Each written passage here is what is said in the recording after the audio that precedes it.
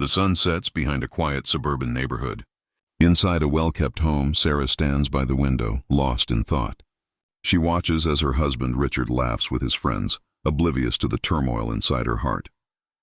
For years he had made her feel small, insignificant, but today was different.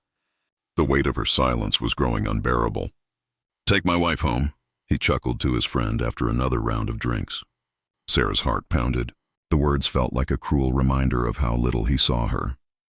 A flashback from years ago shows Sarah's excitement on her wedding day, her eyes sparkling with love. Richard had promised her the world, yet with every passing year, that world grew smaller. He stopped listening. He stopped caring. The promises faded, replaced with distance. He used to tell me I was the center of his universe, but somewhere along the way, I became invisible. The camera focuses on Sarah's face as she stares at Richard, who is completely unaware of the storm brewing in her heart. His joke about taking her home echoes in her mind like a loud clap of thunder. "Take my wife home."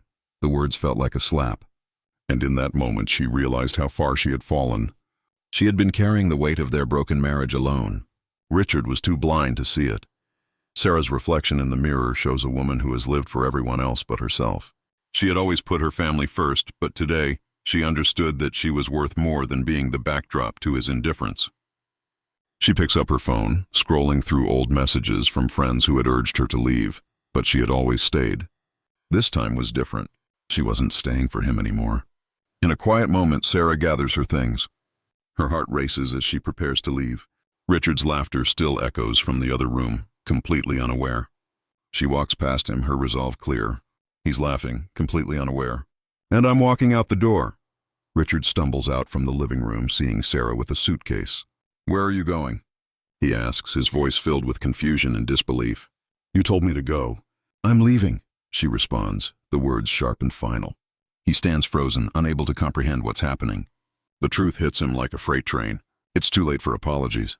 Sarah walks out the front door, the cool night air greeting her. She doesn't look back. She feels a sense of freedom she hasn't known in years. As she drives away, she lets the tears fall, tears of sorrow, of regret, but also of relief. She realized in that moment that walking away wasn't just about escaping him. It was about reclaiming herself. Days pass. Sarah finds herself in a quiet park, sitting on a bench alone. She reflects on the years she spent trying to make it work, trying to love someone who never truly saw her. The betrayal wasn't just his, it was mine.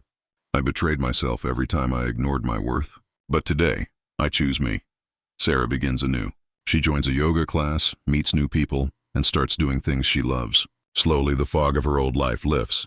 I thought I needed him. But what I needed was to love myself again. Now, I'm free.